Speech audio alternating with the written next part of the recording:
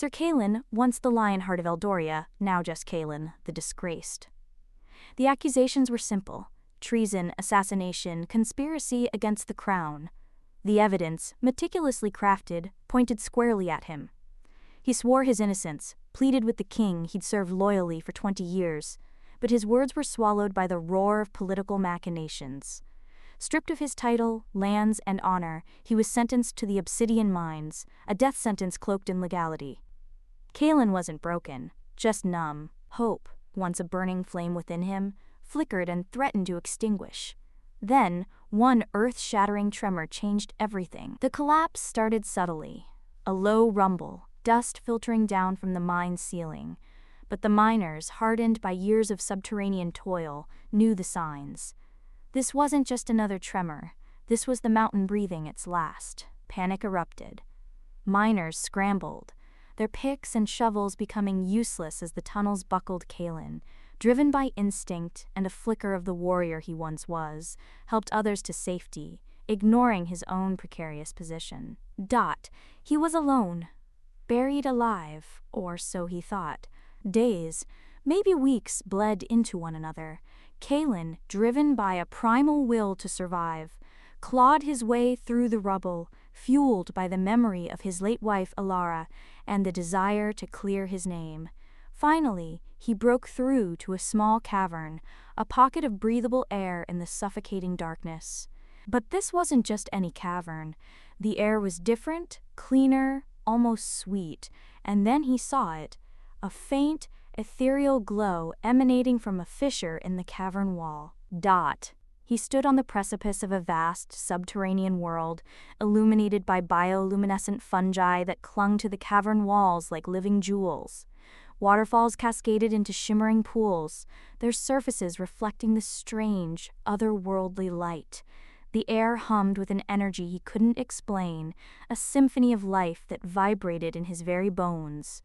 This was Ethelgard, the Underrealm, a city carved from living rock, its architecture a bizarre fusion of organic forms and intricate craftsmanship. Buildings spiraled upwards, their surfaces adorned with glowing symbols that pulsed with an inner light. And then there were the people, the Ethelgardians. They were taller than humans, with skin the color of polished obsidian and eyes that shimmered with an otherworldly intelligence. Their movements were fluid, graceful, almost ethereal. They wore clothing woven from shimmering threads, adorned with the same glowing symbols that adorned their city. They stared at Kaelin, their expressions a mixture of curiosity and suspicion. He was a stranger, an anomaly in their carefully crafted world. He was quickly surrounded and brought before the Council of Elders, a group of Ethelgardians who radiated power and authority. "How did you find your way to Ethelgard?" Kaelin, still reeling from his experiences, explained his ordeal, his voice hoarse and weak. He told them of Eldoria, of the accusations against him, of the Obsidian Mines, and of the collapse that had led him to their world.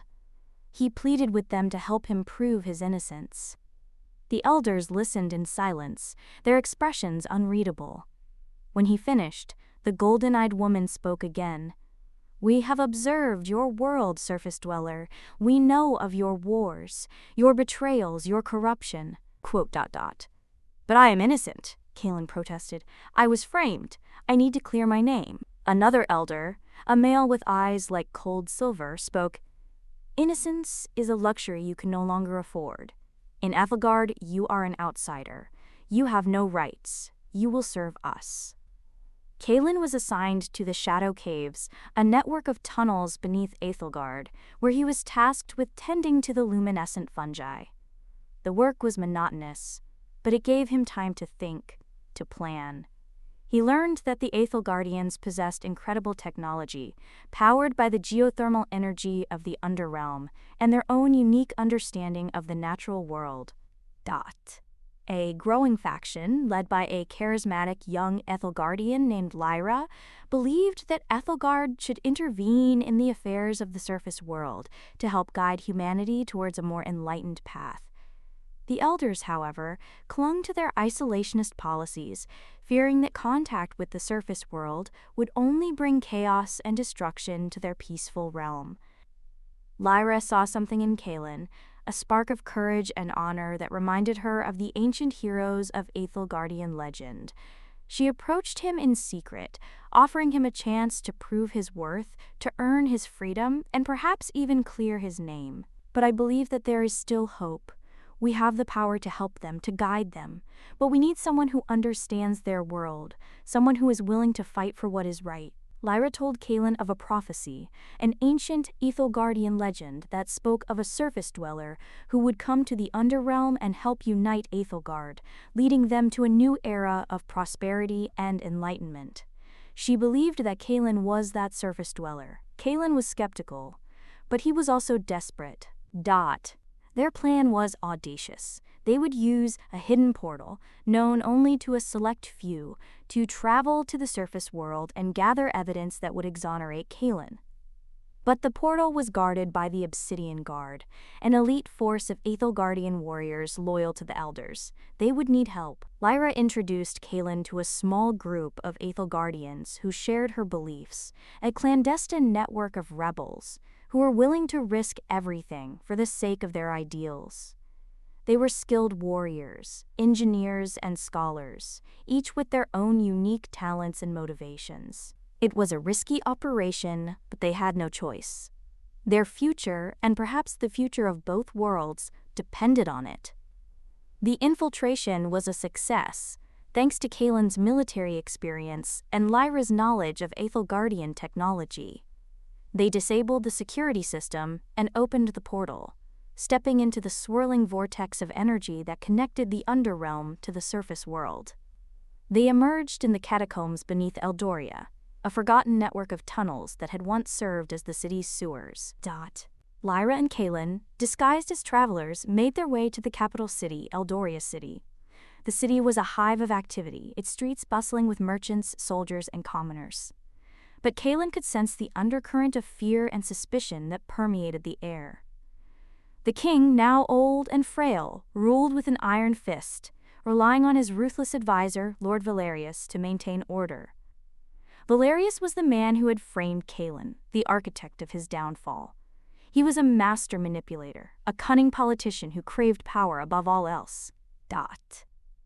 Kaelin and Lyra began their investigation, discreetly gathering evidence that would expose Valerius's treachery. They spoke to former members of the Kingsguard, questioned witnesses who had seen Valerius's involvement in the conspiracy, and scoured the city's archives for any incriminating documents. Their investigation led them to a hidden chamber beneath the king's castle, where they discovered a secret ledger detailing Valerius's illegal activities, bribery, extortion, and even assassination. But Valerius was one step ahead of them. He had been monitoring their movements, anticipating their next move. He set a trap, framing them for the murder of a prominent nobleman, a crime they didn't commit. Kaelin and Lyra were arrested and thrown into the king's dungeon, awaiting execution. Their mission had failed. Their hope was extinguished. But Lyra refused to give up.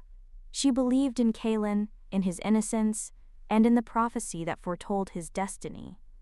She used her knowledge of Aethelgardian technology to disable the prison's security system and escape from their cell.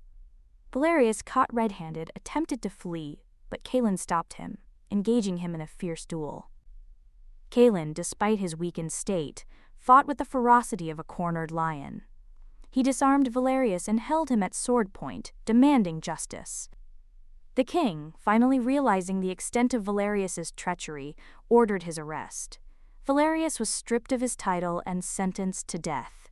Kaelin was exonerated, his honor restored. He was offered his old position back, but he refused. He had seen too much corruption, too much betrayal. It needed a fundamental shift in its values. He decided to return to Aethelgard with Lyra, to help her lead her people towards a new era of enlightenment. He would use his knowledge of the surface world to bridge the gap between the two realms, fostering understanding and cooperation. He knew that the journey ahead would be long and difficult, but he was no longer afraid. He had found a new purpose, a new home, and a new love. He was Kalen, the bridge builder, and he was ready to face whatever challenges lay ahead.